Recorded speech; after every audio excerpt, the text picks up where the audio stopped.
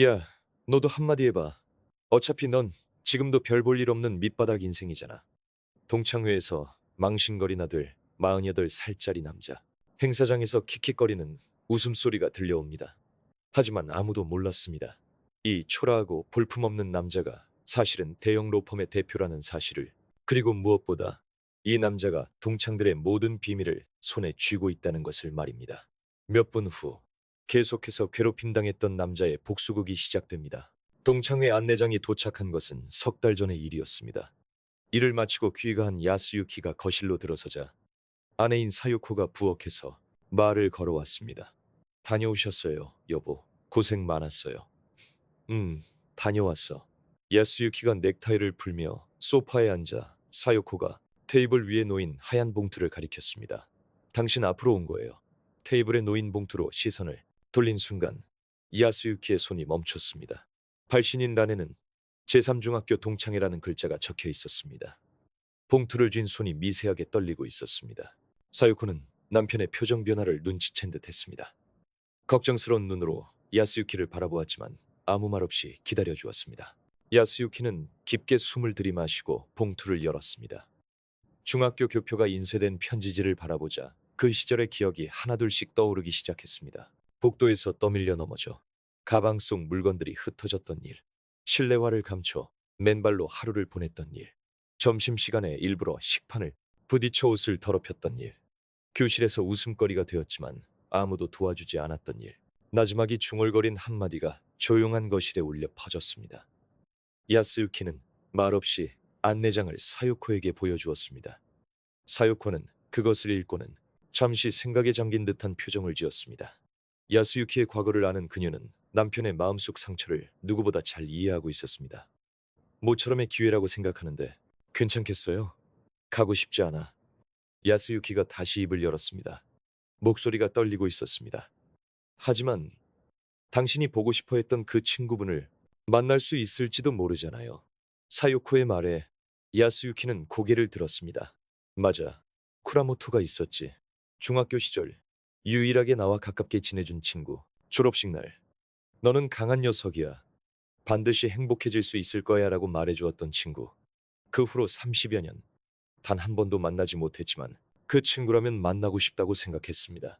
쿠라모토가 올까? 모르겠지만 혹시 모르지. 사요코는 야스유키의 손을 잡았습니다. 그 온기가 얼어붙었던 마음을 조금씩 녹여주었습니다. 그리고 며칠 후 야스유키가 참석하겠다는 답장을 보내기로 결심한 밤이었습니다. 이 넥타이 당신한테 잘 어울릴 것 같아요. 사요코가 내민 것은 짙은 색의 넥타이였습니다. 백화점 쇼핑백에서 꺼낸 것이었습니다. 그것은 단순하면서도 품격 있는 패턴이 들어가 있었고 빛의 각도에 따라 은은한 광택을 띠었습니다. 분명 야스유키의 수수한 회색 정장에 잘 어울릴 듯 했습니다. 비쌌던 거 아니야? 괜찮아요. 당신의 멋진 무대잖아요. 사요코는 미소를 지으며 그렇게 말했습니다. 하지만 야스유키에게는 그것이 멋진 무대가 될 것이라고는 생각되지 않았습니다. 분명 또 그 시절처럼 무시당하고 비웃음만 사게 될 것입니다. 고마워. 당신이 곁에 있어줘서 정말 다행이야. 야스유키는 아내의 손을 꽉 잡았습니다. 결혼하고 수십 년, 그녀는 언제나 자신을 지지해 주었습니다. 경무에 시달리는 나날에도, 힘든 업무에 마음이 꺾일 것 같을 때도 항상 곁을 지켜주었습니다. 그 온기가 야스유키에게 용기를 주었습니다. 그리고 마침내 다가온 동창회의 밤, 서울 시내의 고급 호텔 연회장은 화려한 분위기에 휩싸여 있었습니다. 천장에 매달린 샹들리에가 수많은 크리스털을 통해 빛을 발하며 행사장 전체를 환하게 비추고 있었습니다. 하얀 테이블보가 덮인 테이블 위에는 전체 요리부터 메인 디시까지 각양각색의 음식들이 진열되어 있었습니다. 잔에 따라진 샴페인이 샹들리에 빛을 받아 반짝이고 있었습니다. 행사장 입구 근처에는 접수 테이블이 마련되어 있었습니다. 그곳에는 중학교 시절 단체 사진이 장식되어 있었고 젊었던 시절 우리들의 모습이 아련하게 비치고 있었습니다. 야스유키가 행사장에 발을 들여놓는 순간 공기가 바뀌었습니다. 접수를 마치고 행사장 안으로 들어가려던 그때 등 뒤에서 목소리가 들려왔습니다. 저것 좀 봐. 태심하다. 진짜로 왔네. 여전히 칙칙한 얼굴하고 있구만. 일부러 들으라는 듯한 목소리가 야스유키의 귓가에 비수처럼 꽂혔다. 뒤를 돌아보자 동창 몇 명이 이쪽을 보며 킥킥거리고 있었다.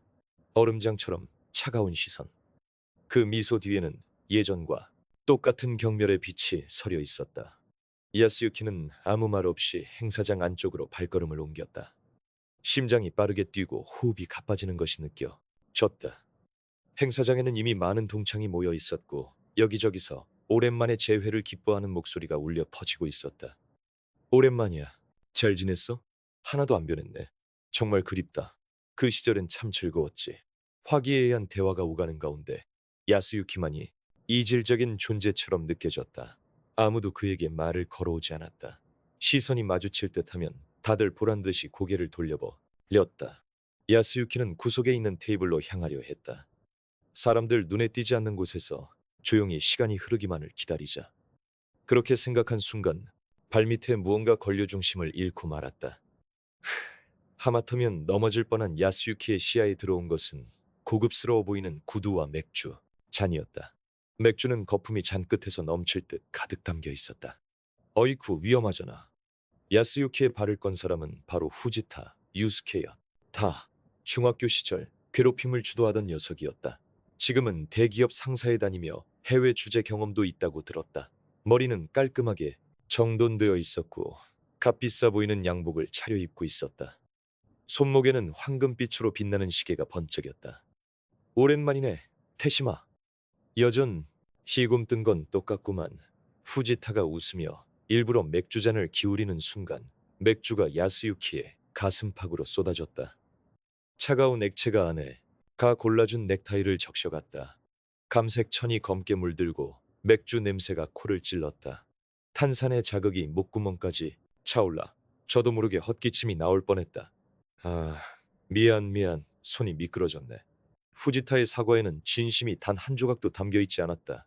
오히려 일부러 그랬다는 것이 명백했다. 주위에서 킥킥거리는 웃음소리가 새어나왔고 야스유키의 얼굴이 화끈 달아올랐다. 괜찮아, 태시마. 다른 남자가 말을 걸어왔지만 그 입가에는 비웃음이 걸려 있었다. 걱정하는 척하면서 실제로는 이 상황을 즐기고 있는 것이 훤히 보였다. 괜찮아.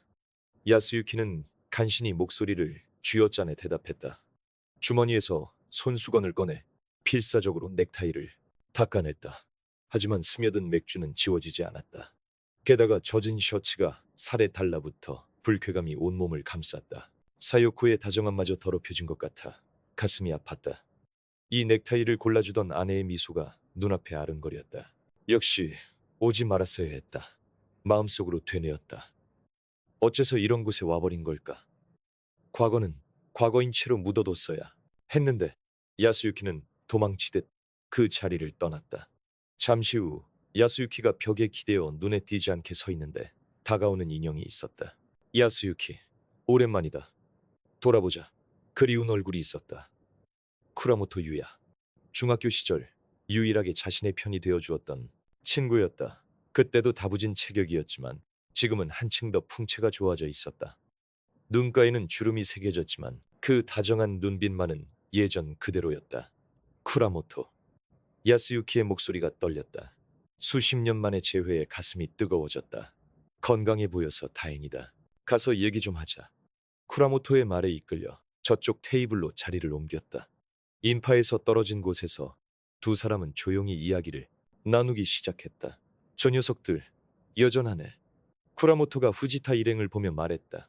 야스유키는 말없이 고개를 끄덕였다. 그래도 너도 건강해 보여서 다행이다. 부인도 잘 지내시고? 야스유키는 놀라서 쿠라모토를 쳐다보았다. 내가 결혼한 걸 어떻게 알지? 쿠라모토와는 졸업하고 나서 한 번도 연락한 적이 없었다. 전화번호도 주소도 몰랐고 당연히 결혼했다는 사실도 전하지 못했다. 하지만 쿠라모토는 기쁜 듯이 대답했다. 꽤 오래전이긴 한데 동네에서 널 봤었어. 부인이랑 같이 걷고 있었는데 정말 행복해 보이더라. 쿠라모토는 다정하게 웃었다. 아는 척할까 했는데 방해하는 것 같아서 그냥 지나쳤어. 그래도 그 웃는 얼굴 보니까 마음이 놓이더라. 네가 정말 행복하게 잘 지내고 있구나. 안설은 눈시울이 뜨거워졌다. 이 남자는 그때도 지금도 자신을 걱정해주고 있었다. 중학교 시절 후지타 무리에게 둘러싸여 꼼짝 못하게 됐을 때 쿠라모토가 끼어들어 준 적이 있었다. 그만둬. 그런 짓은 이라며 나를 지켜주었던 것이다. 그 후 쿠라모토도 표적이 될까봐 걱정했지만 그는 아랑곳하지 않고 안설에게 계속 말을 걸어주었다. 그래서 부인은 잘 지내고? 쿠라모토가 안설의 어깨를 툭 쳤다. 그 온기가 얼어붙어 있던 마음을 아주 조금 녹여주는 듯했다. 아, 그럼 잘 지내지. 얼룩이 아프게 남아 있었다. 좋은 아내구나. 잘해주라. 아, 물론이지. 두 사람은 잠시 중학교 시절의 추억을 나누었다. 즐거웠던 소풍, 축제, 수학여행 이야기. 괴로운 기억뿐만 아니라 쿠라모토와 함께한 시간 속에는 분명 따뜻한 추억도 있었다는 것을 안설은 새삼 깨달았다. 고맙다, 쿠라모토. 네가 있었기에 지금의 내가 있는 것 같아. 무슨 소리야? 네가 열심히 했으니까 그렇지. 하지만 그 평온한 시간은 오래가지 못했다. 쿠라모토, 오랜만이야. 연 회장. 반대편에서 큰 목소리가 울려 퍼졌다. 체육부 출신인 듯한 동창이 손을 흔들고 있었다. 아, 부르네. 쿠라모토가 쓴웃음을 지었다. 미안. 안설, 잠깐 다녀올게. 나중에 다시 얘기하자. 아, 신경 쓰지 마. 안설은 미소로 답했다. 쿠라모토가 인파 속으로 사라지자 안설은 다시 혼자가 되었다. 창가에 서서 바깥 야경을 멍하니 바라보았다. 멀리 보이는 빌딩의 불빛이 무수한 별처럼 반짝이고 있었다. 잔에 담긴 물을 한 모금 머금었다. 차가운 액체가 목을 타고 넘어가자 마음이 조금 진정되었다. 그러던 중 연회가 시작되고 사회자가 앞으로 나섰다. 몸집이 작은 여성으로 중학교 시절 도서위원을 했던 동창이었다. 여러분, 오늘 바쁘신 와중에 모여주셔서 감사합니다. 그럼 건배 후에 여러분의 근황을 들어보는 시간을 갖도록 하겠습니다. 박수가 터져 나왔고 모두가 잔을 손에 들었다. 샴페인 거품이 잔 속에서 춤을 추고 있었다. 그럼 건배. 잔이 부딪히며 맑은 소리가 연 회장에 울려 퍼졌다. 안설도 잔을 입에 가져갔지만 목으로 넘어가는 액체의 맛을 느낄 수 없었다. 잠시 후 근황 보고가 시작되었다. 가장 먼저 일어선 것은 후지타 유스케였다. 나는 대기업 상사에서 해외 사업부장을 맡고 있지. 뉴욕에서 3년, 상하이에서 2년간 주재원으로 있었고 전 세계를 누비느라 정신없이 바쁘다니까. 자랑스러운 목소리의 연 회장에서는 대단하다. 역시 다르네 하는 감탄사가 터져 나왔다. 후지타는 만족스러운 듯 웃으며 말을 이었다. 연봉은 뭐 한 2천만 엔 정도 되려나. 우리 회사 다들 아시죠? 한국을 대표하는 기업이니까 뭐 소위 말하는 엘리트라는 거지. 박수갈채 속에서 후지타의 시선이 안설에게 꽂혔다. 그 눈에는 그 시절과 똑같은 심술궂은 빛이 서려 있었다. 마치 너와는 차원이 다르다고 말하는 듯한 우월감이 그의 표정에 번지고 있었다. 다음에 일어선 것은 화려한 드레스를 입은 여성이었다. 이치노세. 중학교 시절 후지타 무리에 속해 있던 여자였다. 그때부터 화려한 걸 좋아해서 규칙을 어기고 액세서리를 했다가 선생님께 혼나던 모습이 떠올랐다. 저는 의사인 남편과 결혼해서 지금은 강남의 타워팰리스에 살고 있어요. 남편은 대학병원 부장이고 연봉은 뭐 꽤 받는 편이고요. 과시하는 듯한 미소에 연 회장에서는 부러움의 목소리가 터져 나왔다. 아이는 명문 사립학교에 다니고 있고 매일 충실하게 보내고 있답니다. 셀럽맘들도 많이 사귀어서 매주 런치 모임이나 파티에 불려다녀요. 이치노세의 자랑의 안설은 진절머리가 났다. 듣고 싶지 않아. 이런 얘기를 들으러 온 게 아니라고. 그 밖에도 중소기업 사장이 되었다는 남자, 부동산 투자로 성공했다는 남자, 상류층 주부로서 우아하게 살고 있다는 여자까지. 끝없이 자기 자랑이 이어졌다. 저마다 자신의 성공을 과시하며 연 회장은 화려한 분위기에 휩싸여 갔다. 안설의 가슴 속으로 무거운 것이 가라앉았다. 그리고 후지타가 다시 단상 위로 올라섰다. 자, 다음은 누구로 할까나? 후지타의 시선이 행사장을 훑다 테시마에게 멈췄다.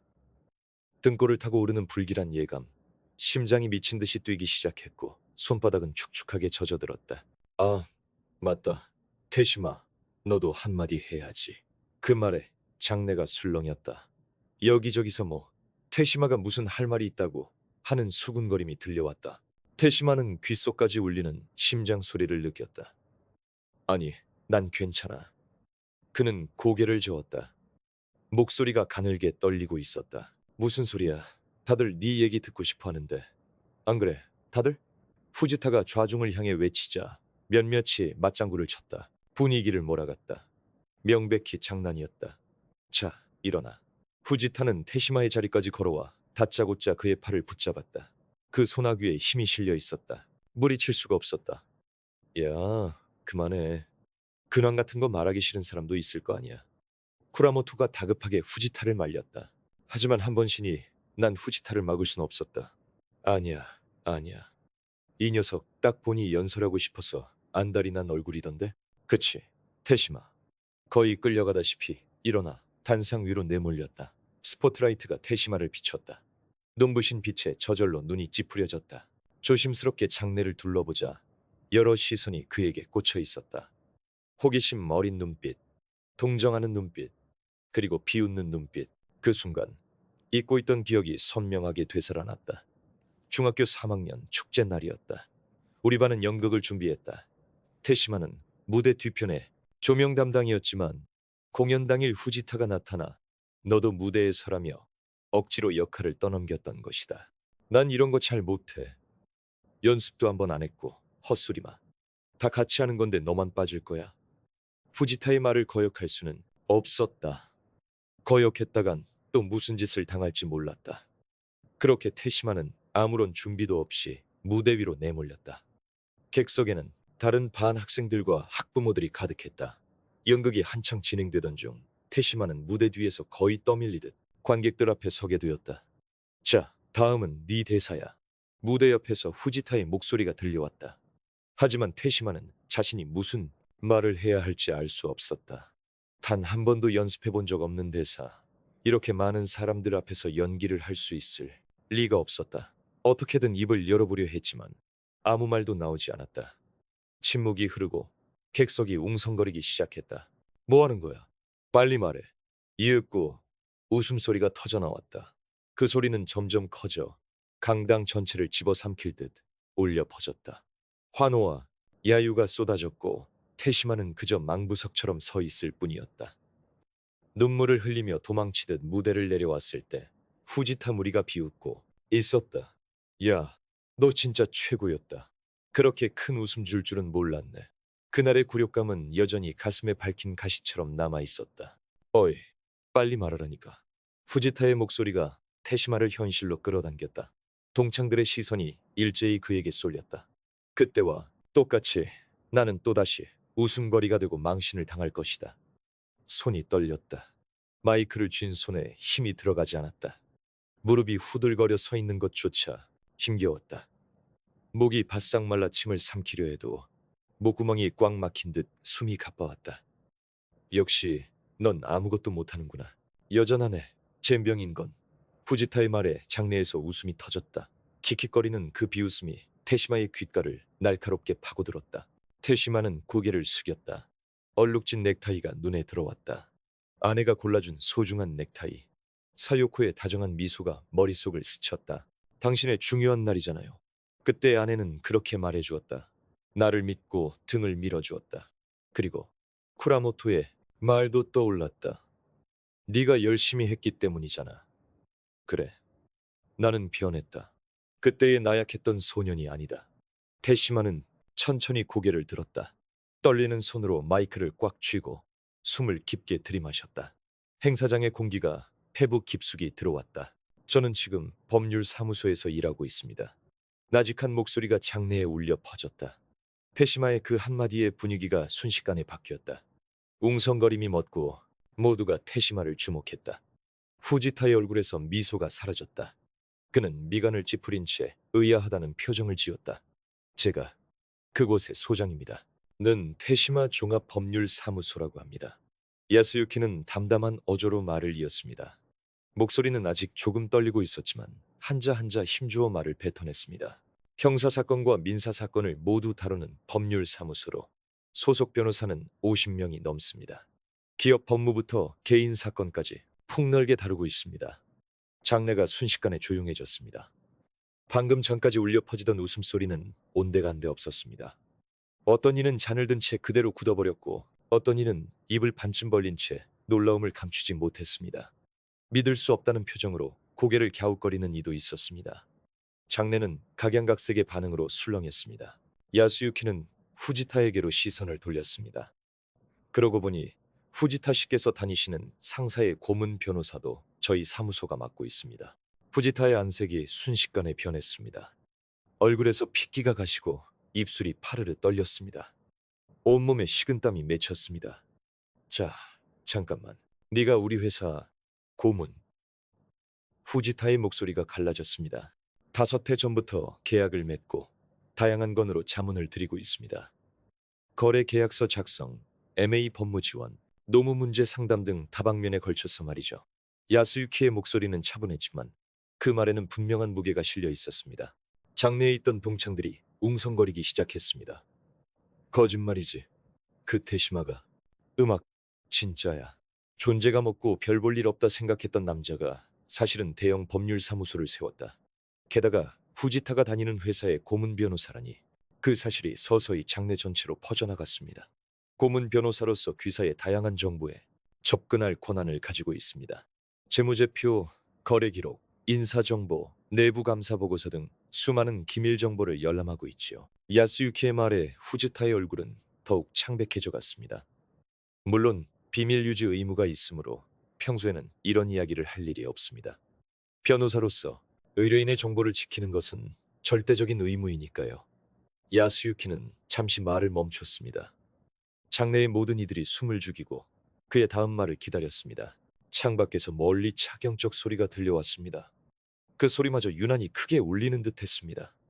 다만 범죄 행위에 관해서는 이야기가 다릅니다. 그 한마디에 후지타의 몸이 그대로 굳어버렸습니다. 마치 온몸에 전류가 흐른 것처럼 뻣뻣해졌습니다. 야스유키는 장내를 둘러보았습니다. 이치노세의 얼굴 또한 창백했습니다. 그녀는 주먹을 꽉 쥔 채 입술을 깨물고 있었습니다.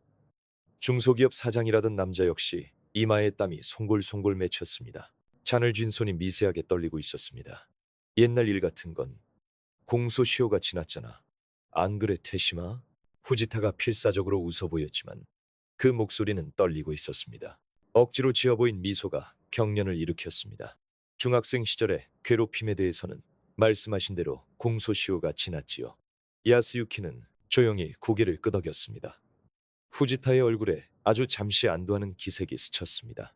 어깨에 힘이 빠지고 그는 큰 한숨을 내쉬었습니다. 하지만 야스유키의 다음 한마디가 그 안도감을 산산조각 내버렸습니다. 다만 현재 진행형인 범죄에 대해서는 공소시효가 성립하지 않습니다. 장내의 공기가 순식간에 얼어붙었습니다. 아무도 입을 열지 않았습니다. 포크가 접시에 부딪히는 소리조차 들리지 않았습니다. 장내가 정적에 휩싸인 가운데 야스유키는 조용히 말을 이어갔습니다. 고문 변호사로서 저는 여러 기업의 법적 문제에 관여하고 있습니다. 자세한 내용은 비밀 유지 의무가 있어 말씀드릴 수 없습니다만 야스유키는 장내를 둘러보았습니다. 예를 들어 현재 다루고 있는 안건 중 하나에 업무상 횡령 혐의가 있습니다. 해외 거래를 위장해 유령 회사로 송금하고 최종적으로는 개인 계좌로 자금을 빼돌리는 수법입니다. 총액은 수천만 원 규모에 달합니다. 후지타의 얼굴이 눈에 띄게 창백해져 갔습니다. 이마에서 땀이 흘러내려 셔츠 깃을 적셨습니다. 야, 괜찮아. 주변에 있던 친구 하나가 후지타에게 말을 걸었습니다. 하지만 후지타는 그럴 경황이 아니었습니다. 야스유키가 다음에 무슨 말을 할지 조마조마해 견딜 수가 없었습니다. 그런 가운데 야스유키는 조용히 말을 이었습니다. 이는 대한민국 형법 제356조 업무상횡령죄에 해당합니다. 야스유키의 목소리는 담담했습니다. 마치 법률 강의라도 하는 것처럼 차분하게 말을 이어갔습니다. 또 다른 안건으로는 부부 사이의 재산 부정 사용이 문제가 되고 있습니다. 배우자 명의의 신용, 카드를 무단으로 사용하여 고가의 쇼핑을 반복하고 은행 계좌에서의 무단 인출액은 연간 1천만 원을 넘어가고 있습니다. 이번에는 이치노세의 손에 들려있던 잔이 다그락거리며 소리를 내기 시작했습니다. 의사와 결혼해 순탄한 인생을 살고 있다고. 자랑하던 그녀의 얼굴에서 핏기가 가셨습니다. 부부 사이라고 해도 절도죄가 성립할 수 있습니다. 특히 사용처를 알 수 없는 자금이 불륜 상대에게 증여하는 데 사용되었다면 그 악질성이 매우 높다고 판단될 것입니다. 설마. 에미의 목소리가 가늘게 떨려왔습니다. 그녀의 이상한 반응에 주위가 웅성거리기 시작했고 차가운 시선들이 비수처럼 꽂혔습니다. 안행은 시선을 돌려 장내를 천천히 훑어보았습니다. 또한 직원들에게 임금을 상습적으로 체불하는 기업의 사례도 있습니다. 이는 근로기준법 위반입니다. 매출의 일부를 장부 외로 처리하고 세무신고를 누락하는 행위. 이는 법인세법 위반, 즉 탈세에 해당합니다. 다음은 회사를 차려 자신이 사장이라고 자랑하던 낸도가 얼굴을 불그락불락하고 있었습니다. 무언가 반박하려 했지만 말이 나오지 않았습니다. 또한 SNS상의 비방에 대한 법률 상담 역시 늘고 있는 추세입니다. 익명 계정을 이용해 특정 개인의 신상 정보나 비방글을 반복적으로 게시하는 행위. 이는 명예훼손죄, 모욕죄에 해당하며 경우에 따라서는 협박죄가 성립될 수도 있습니다. 해당될 가능성이 있습니다. 떨리는 손으로 입을 막은 것은 자신을 셀럽 주부라 칭하며 호화로운 생활을 자랑하던 마치모토였습니다. 안색이 새하얗게 질려 당장이라도 쓰러질 듯 보였습니다. 안행은 조용히 말을 이었습니다.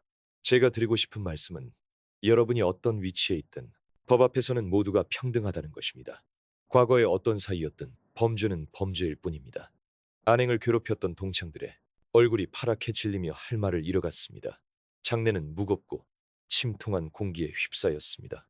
여러분은 중학교 시절과 조금도 달라진 게 없군요.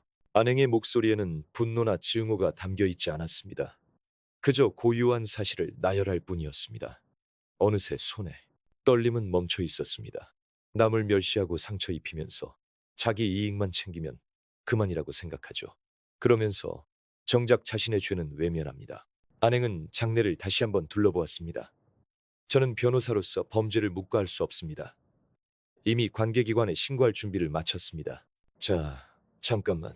제발 한 번만 봐주게. 후지타가 안행에게 매달리려 했지만 안행은 한 걸음 뒤로 물러섰습니다. 부탁이야. 나한텐 가족이 있어. 회사에서 잘리면 나더러 어떻게 살라는 거야? 후지타의 목소리는 어느새 애원으로 바뀌어 있었습니다. 그건 당신이 생각해야 할 문제겠죠. 안행은 조용히 고개를 저었습니다. 법 앞에서는 모두가 평등합니다.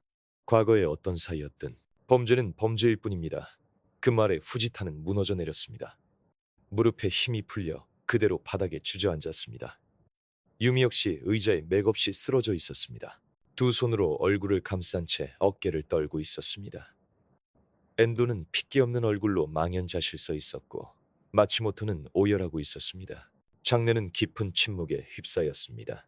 누구도 아무 말도 하지 못했습니다. 조금 전까지 울려 퍼지던 웃음소리와 자랑 섞인 이야기들은 온데간데 없었습니다. 안행은 마이크를 내려놓고 단상에서 내려왔습니다. 그의 등은 더 이상 떨리지 않았습니다. 당당한 그 모습, 어디에서도 중학교 시절에 나약했던 소년의 그림자는 찾아볼 수 없었습니다. 한 걸음 한 걸음 단호한 발걸음으로 계단을 내려왔습니다. 장내에 남은 동창들은 그저 멍하니 안행의 뒷모습을 바라볼 뿐이었습니다. 안행이 자리로 돌아오자 쿠라모토가 조용히 박수를 쳤습니다. 그 소리가 쥐 죽은 듯 조용한 장내에 울려 퍼졌습니다. 이윽고 한 사람, 또 한 사람, 박수 소리가 늘어났습니다. 엄청난 환호는 아니었지만 그 안에는 분명한 경의가 담겨 있었습니다. 정말 잘했어. 쿠라모토의 말에 안행은 고개를 끄덕였습니다. 오랫동안 짊어지고 있던 마음의 짐이 조금은 가벼워진 기분이었습니다. 후지타 일행은 도망치듯 행사장을 떠났습니다. 고개를 숙이고 어깨를 축 늘어뜨린 채 그 누구도 그들을 배웅하지 않았습니다. 문이 닫히는 소리가 장내에 울렸습니다. 행사장에 남은 동창들은 복잡한 표정으로 안행을 바라보고 있었습니다. 놀라움, 후회, 그리고 약간의 존경심, 여러 감정이 뒤섞인 시선이었습니다. 테시마 씨, 정말 대단하시네요. 한 여성이 조심스럽게 말을 걸어왔습니다. 중학교 시절 도서위원을 함께했던 동창이었습니다. 괴롭힘을 보고도 못 본 척했던 사람 중 한 명이기도 했습니다. 저 그때 아무것도 못해서 정말 미안해요. 그 말에 안행은 조용히 미소 지었습니다. 이제 괜찮아요. 다 지난 일인걸요. 하지만 여성의 눈에 눈물이 고였습니다. 목소리가 떨려왔습니다. 당신이 사과할 필요는 없어요. 잘못한 건 괴롭혔던 그들이니까요. 안행의 다정한 말에 여성은 손수건으로 눈가를 눌렀습니다. 그들 말고도 몇몇 동창들이 쿠라모토가 아내에게 말을 걸어왔습니다. 훌륭해졌구나. 존경스러워. 변호사로서 정말 대단해. 그 말 한마디 한마디가 아내 마음에 따스하게 스며들었습니다. 아뉴키는 가슴팍 넥타이의 취향은 여전했지만 이제는 신경 쓰이지 않았습니다. 이 넥타이는 아내의 다정함이 담긴 증표입니다. 그리고 오늘 밤 이 넥타이가 자신에게 용기를 주었습니다. 책 속의 문장 또한 등을 밀어주었습니다. 쿠라모토, 고마워. 네가 있어 주었기에 오늘 밤 여기에 올 수 있었어. 아는 가장 친한 친구를 바라보았습니다. 무슨 소리야? 네가 스스로 걸어온 거잖아. 쿠라모토는 아뉴키의 어깨를 두드렸습니다. 그 손의 온기가 마음에 스며들었습니다. 연락처 알려줘. 앞으로도 잘 지내자. 아, 물론이지. 두 사람은 굳게 악수를 나누었습니다. 30여 년의 공백을 메우려는 듯이 그 악수는 오랫동안 이어졌습니다. 이윽고아는 조용히 행사장을 나섰습니다. 문을 열자 복도의 차가운 공기가 뺨을 스쳐 지나갔습니다. 호텔 복도는 고요했고 멀리서 엘리베이터 도착을 알리는 소리가 들려왔습니다. 밖으로 나오자 밤바람이 불어오고 있었습니다. 10월 끝자락의 바람은 조금 쌀쌀해서 땀으로 축축한 몸을 식혀주었습니다. 하늘을 올려다보니 빌딩 불빛에 가려져 별은 거의 보이지 않았지만 그럼에도 밤하늘은 맑게 개어 있었습니다. 하는 벤치에 앉아 스마트폰을 꺼내들었습니다. 화면에 비친 시각은 오후 9시를 넘어서고 있었습니다. 아내에게 전화를 겁니다. 신호음이 2번 울리고 곧바로 연결되었습니다. 사요코, 이제 막 끝났어. 고생했어요. 어땠어요? 아내의 다정한 목소리가 귓가에 기분 좋게 울려 퍼집니다. 목소리를 듣는 것만으로도 긴장이 풀리는 것을 느꼈습니다. 넥타이 더러워졌어. 미안해. 얼룩이 앉아야 할 텐데. 아뉴키는 가슴팍에 넥타이를 보았습니다. 맥주 얼룩이 가로등 불빛에 비치고 있었습니다. 신경 쓰지 말아요. 세탁소에 맡기면 괜찮을 거예요. 사요코의 웃음소리에 아뉴키의 얼굴에도 미소가 번졌습니다. 쿠라모토를 만났어. 정말 오랜만이었지. 잘 됐네요. 건강하대요? 건강하더라. 다음에 집에 초대해볼까 해. 멋지네요. 저도 만나보고 싶어요. 두 사람은 잠시 오늘 밤 있었던 일에 대해 이야기를 나누었습니다. 아는 행사장에서 일어난 모든 일을 아내에게 말했습니다. 사유코는 잠자코 들어주며 때때로 맞장구를 치면서 남편을 위로해 주었습니다. 이제 들어갈게. 기다려줄 거지? 물론이죠. 당신이 좋아하는 카레 있는데 야식으로 어때요? 당신 성격의 파티 음식은 거의 안 먹었을 것 같아서요. 그 말에 아뉴키의 가슴이 따뜻해졌습니다. 집에 돌아가면 아내가 기다리고 있다. 따뜻한 식사와 다정한 미소가 기다리고 있다. 고마워. 금방 들어갈게. 전화를 끊고 아뉴키는 밤하늘을 올려다보았습니다. 빌딩 숲 사이로 희미하게 별이 보였습니다. 작은 빛이 조용히 반짝이고 있었습니다. 그 시절 괴롭힘 당하며 울고 있던 나에게 지금이라면 말할 수 있습니다. 괜찮아. 너는 강해질 수 있어. 다정한 사람들의 도움을 받아서 반드시 행복해질 수 있을 테니까. 아뉴키는 깊게 숨을 들이마셨습니다. 가슴속 깊은 곳에 따스한 기운이 퍼져나갑니다. 가을밤의 공기가 폐, 속을 가득 채웠습니다. 이제 더는 과거에 얽매일 필요는 없습니다. 아뉴키는 자리에서 일어나 택시 승강장으로 향했습니다. 구두 소리가 고요한 밤거리에 울려 퍼지고 한 걸음 한 걸음이 확실한 미래로 이어지고 있었습니다. 그리고 일주일 후, 아니, 아침 커피를 마시고 있을 때 업무용 휴대전화가 울렸습니다. 관할 형사팀의 타무라입니다. 휴일에 죄송합니다.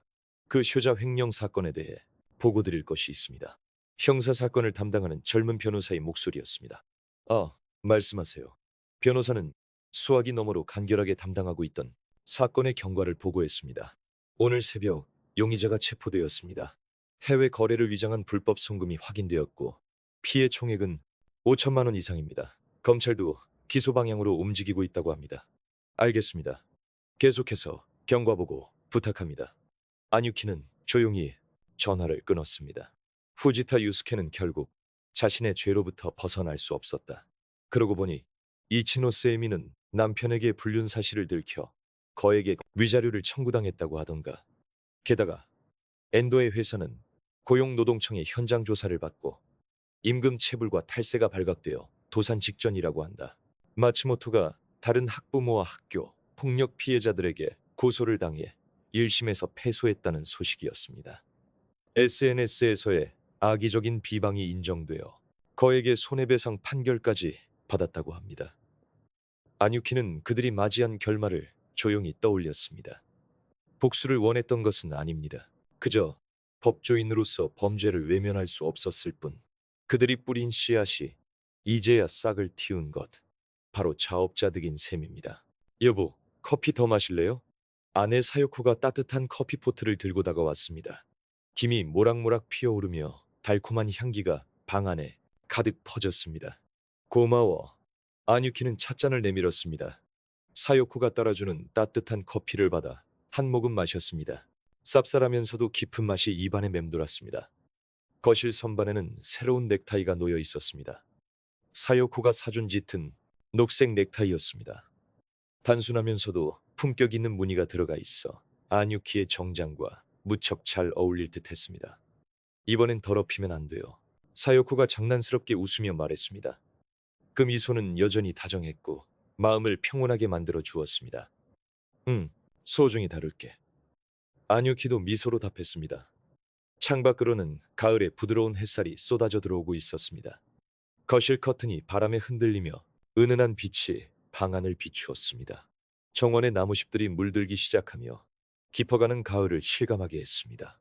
과거의 상처가 완전히 사라진 것은 아닙니다. 문득문득 그 시절의 기억이 떠오를 때도 있습니다. 하지만 더는 그 기억이 안유키를 올가매지 못합니다. 소중한 사람들이 곁을 지켜주기에 안유키는 앞을 향해 나아갈 수 있는 것입니다. 중학교 시절에 나약했던 소녀는 이제 없습니다. 지금 여기에는 아내를 사랑하고 친구를 아끼며 정의를 지키는 한 남자가 있을 뿐입니다. 그리고 그 남자는 조용히 미소 짓고 있었습니다. 인생은 결코 과거만으로 결정되는 것이 아닙니다. 지금을 어떻게 살아가는지, 누구를 소중히 여기는지, 무엇을 지키려 하는지, 그것이야말로 진정한 행복으로 가는 길이라고 안유키는 마음 깊이 믿고 있었습니다. 테이블 위에는 쿠라모토에게서 온 메일이 있었습니다. 다음에 또 한잔하자. 이번엔 가족들도 다 같이. 안유키는 답장을 보냈습니다. 물론이지. 아내도 기대하고 있을 거야. 선반에 놓인 새 넥타이가 가을 햇살을 받아 부드럽게 빛나고 있었습니다. 그 남색 넥타이는 이미 세탁소에 맡겨두었습니다. 주름이 완벽하게 펴지지는 않을지도 모릅니다. 하지만 그럼에도 안유키는 그 넥타이를 버릴 생각이 없습니다. 그 넥타이야말로 자신이 변했다는 증표입니다. 과거를 마주하고 이겨냈다는 증거입니다. 사요코가 소파에 앉아 안유키의 곁으로 다가왔습니다. 두 사람은 나란히 창밖을 바라보았습니다. 오늘 날씨 정말 좋네요. 그러게 평온한 시간이 흘러갑니다. 특별한 일이 일어나는 것은 아닙니다. 그저 평범한 일요일 아침이지만 이 소소한 행복이야말로 안유키가 오랫동안 간절히 바라왔던 것이었습니다. 멀리서 아이들이 노는 소리가 들려옵니다. 근처 공원에서 노는 모양입니다. 웃음소리가 바람을 타고 창문으로 흘러 들어왔습니다. 안유키는 아내의 손을 잡았습니다. 사요코도 마주 잡아주었습니다. 그 온기가 모든 것을 말해주고 있었습니다. 앞으로도 둘이 함께 걸어가자. 어떤 어려움이 닥쳐도 서로 의지하며 이겨내자. 그리고 무엇보다 이 평온한 나날을 소중히 여기자. 안유키의 가슴속에 조용한 다짐이 차올랐습니다. 창밖의 나무들이 바람에 흔들리며 나무잎이 흩날립니다. 가을은 깊어지고 이윽고 겨울이 오겠지요. 그리고 다시 봄이 찾아올 겁니다. 인생 또한 계절처럼 변화를 거듭합니다. 하지만 변하지 않는 것도 있습니다. 바로 소중한 사람을 향한 사랑과 올바르게 살아가려는 마음. 안유키는 커피를 다 마시고 자리에서 일어섰습니다. 산책이라도 갈까? 좋아요. 사요코도 일어나 두 사람은 손을 잡고 현관으로 향했습니다. 가을의 햇살이 두 사람을 따스하게 감싸 안습니다. 새로운 한 걸음이 바로 여기서 시작되는 것입니다. 끝까지 시청해 주셔서 진심으로 감사합니다. 이 이야기가 여러분의 마음에 조금이나마 울림을 주었다면 저희에게는 더할 나위 없는 기쁨일 겁니다. 괜찮으시다면 댓글로 여러분의 감상을 들려주세요. 앞으로도 마음에 남는 이야기를 전해드릴 수 있도록 채널 구독과 좋아요도 꼭 부탁드립니다. 그럼 다음 영상에서 다시 뵙겠습니다. 그렇게 하죠.